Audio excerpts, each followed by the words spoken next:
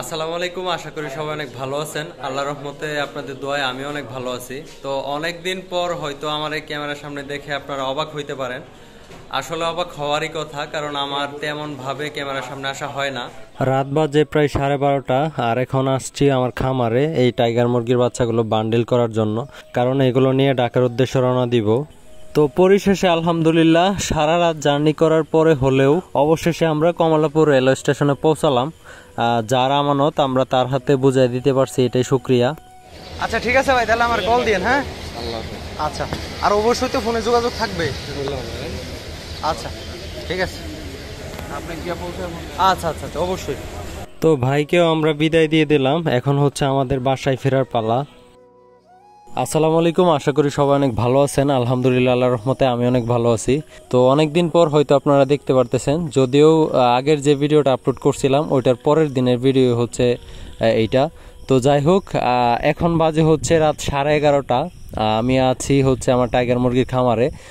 গত ভিডিওতে হয়তো দেখছেন যে 500 বাচ্চা নিয়ে আসছিলাম ঢাকার এক ভাইয়ের জন্য। কোনো কারণে আমার বাড়িতে বিয়ের প্রোগ্রামের জন্য হয়তো বাচ্চাগুলো আমার এখানে ছিল। তো আজকে এই বাচ্চাগুলো মূলত হচ্ছে ঢাকাতে নিয়ে যাব।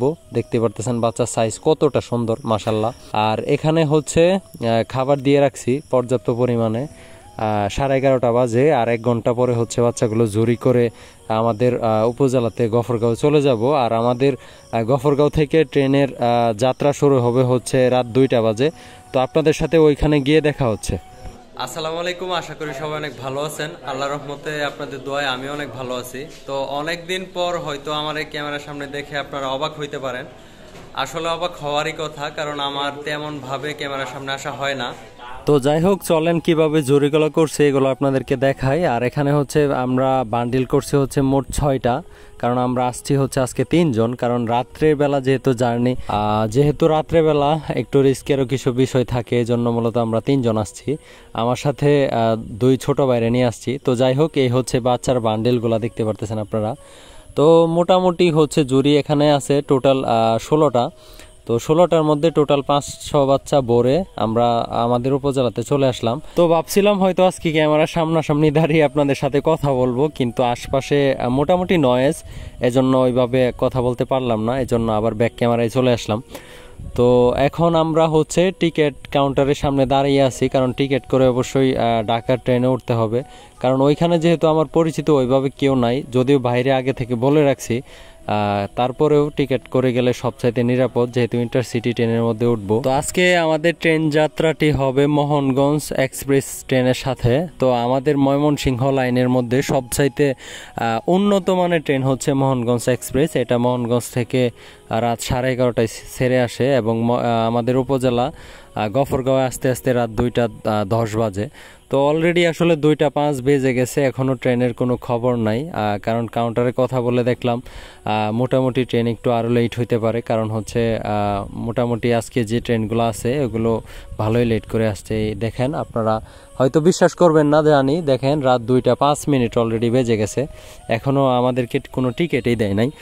তো যাই হোক, এখান থেকে উঠতে আমরা যদি 2:30টার মধ্যে উঠতে পারি তাহলে অবশ্যই আমরা ভোর 5:30টার মধ্যে পৌঁছে যেতে পারবো। তো যাই হোক, নামার পরে আপনাদের সাথে দেখা হচ্ছে।